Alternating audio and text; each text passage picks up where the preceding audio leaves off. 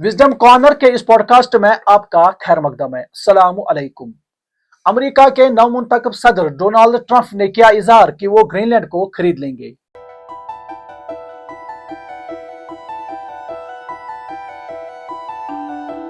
We need Greenland for national security purposes. We need them for economic security. Greenland is, we got applause as we land. आखिर Trump Greenland को क्यों कब्जे में लेना चाहता है, और अगर लेना ही है तो अभी क्यों? ग्रीनलैंड के अलावा ट्रंप की नजर कनाडा, गल्फ ऑफ मैक्सिको और पनामा कनाल पर भी है, मगर आज के इस वीडियो में हम सिर्फ ग्रीनलैंड के बारे में ही बात करेंगे। ग्रीनलैंड पर अमेरिका के अलावा रूस और चीन भी नजरें मरकूज कर चुका है। अमेरिका ग्रीनलैंड को क्यों खरीदना चाहता है? आखिर ग्रीनलैंड में ऐसा क्या मौजूद है कि अमेरिका के अलावा और भी ममालिक इसको हासिल करना चाहते हैं? क्या ग्रीनलैंड खुद को फरोख्त करना चाहता है? ग्रीनलैंड के लोग क्या चाहते हैं? आइए इन सब सवालों का जवाब हम इस वीडियो में हासिल करने की कोशिश करेंगे। ग्रीनलैंड पर अमेरिका के नवमुंतखब सदर डोनाल्ड ट्रंप की नजर। क्या ट्रंप ग्रीनलैंड को खरीद सकता है? अमेरिका ग्रीनलैंड को क्यों अपने साथ मिलाना चाहता है? ग्रीनलैंड के बाशिंदगान क्या खुद को अमेरिका के हवाले करना चाहते हैं? ये सबसे बड़ा सवालिया निशान है। ग्रीनलैंड में ऐसा क्या है कि दुनिया का सबसे ताकतवर मुल्क अमेरिका इसको अपने हिस्से में हिस्सा बनाना चाहता है? ये सब जानने के लिए आइए पहले ग्रीनलैंड के बारे में हम अहम मालूमात जानने की कोशिश करेंगे। ग्रीनलैंड एक खुदमुख्तार ऑटोनॉमस इलाका है जो कि डेनमार्क के ज़ेर कब्जा है।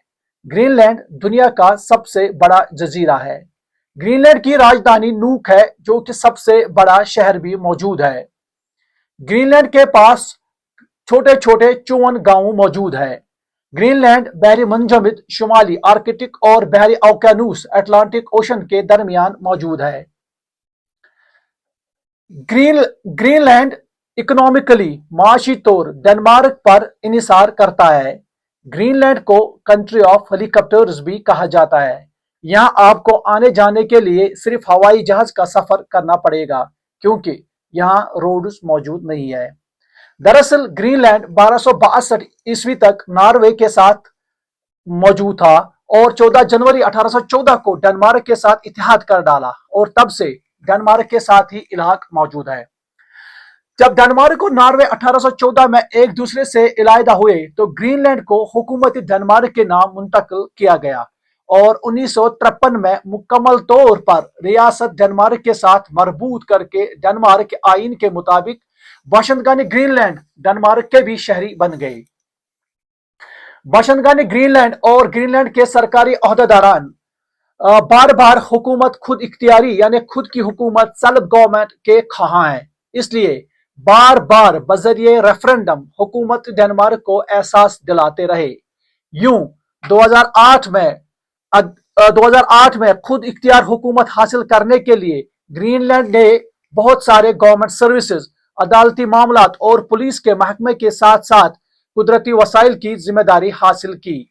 अलबत्ता डेनमार्क के हुकूमत के पास शहरियत देने का मामला और मॉनिटरी पॉलिसी और खारजे उमूर फॉरेन पॉलिसी के अलावा दिफा यानी डिफेंस के ओहदे बरकरार रहेंगे।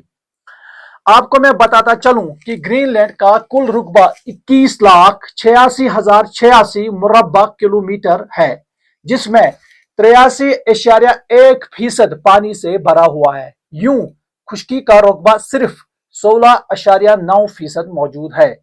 ग्रीनलैंड की आबादी कमोबेश 57,000 है। 3/4 रुकबा ग्रीनलैंड का मुस्तकिल तौर बर्फ से ढका हुआ होता है। अब मसला यह है कि इस ग्रीनलैंड को जो कि पानी से भरा हुआ है अमेरिका क्यों कर खरीदना चाहता है? दरअसल इस ग्रीनलैंड का ये जो रकबा से बर्फ से साल भर ढका हुआ होता है बड़ी तेजी से पिघल रहा है। ये ग्लोबल वार्मिंग का बड़ा असर है।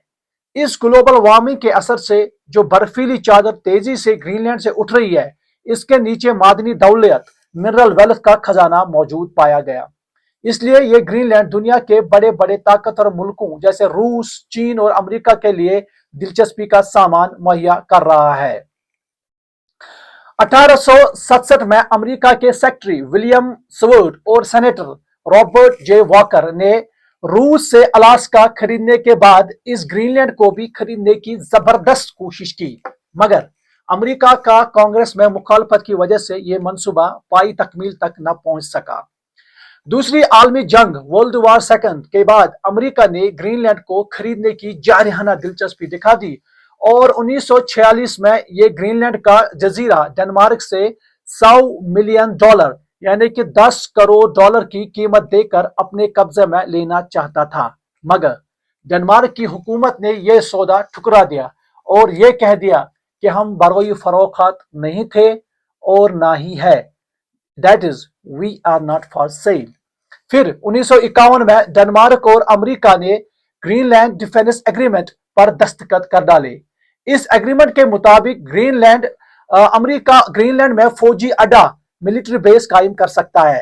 اس طور امریکہ نے اس دنیا کے سب سے بڑے جزیرے پر فوجی اڈے کے علاوہ خلائی بنیاد سپیس بیس پیوٹیفک سپیس بیس تعمیر کر ڈالی۔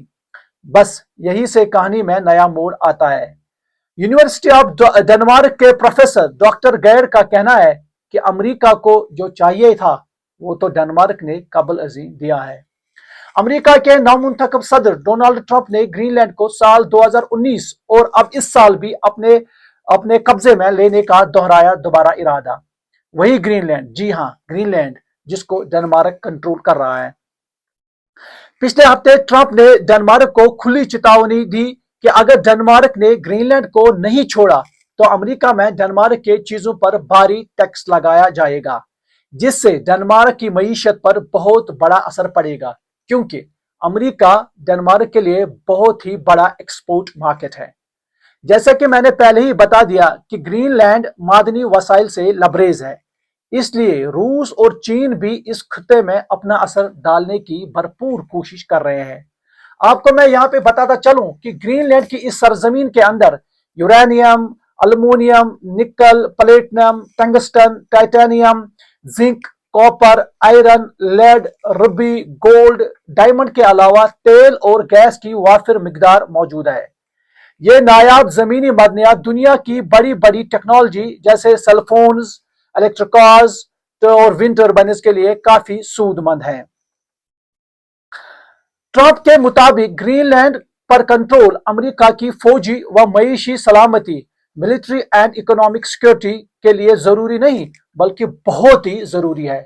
غالباً اسی لیے حال ہی میں ٹرمپ کے بیٹے ٹرمپ جونیئر نے بھی گرین لینڈ کا دورہ کیا۔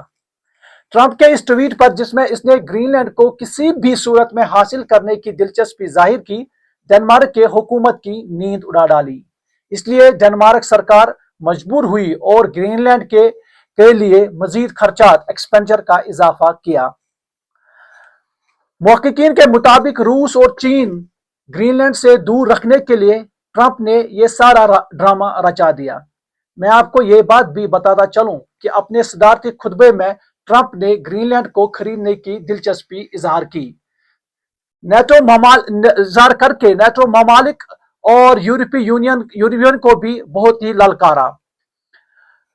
میں آپ کو یہاں پہ ایک چیز اور اس کے بتاتا چلوں کہ محققین کے مطابق اور امریکی تھنک ٹینک کے مطابق اگر مستقبل میں کبھی بھی کسی ملک جیسے روس وغیرہ نے امریکہ پر حملہ کرنا چاہا تو سب سے نزدیک جگہ جہاں سے امریکہ پر حملہ ہو سکتا ہے وہ یہی گرین لینڈ ہی ہے۔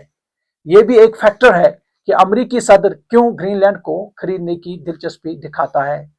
ان فیکٹرز کو مد نظر رکھ کر ٹرمپ بار بار گرین لینڈ کو خریدنے کی بڑی کوشش کرتا ہے اور اس بار ٹرمپ بہت ہی سنجیدہ دکھائی دے رہے ہیں۔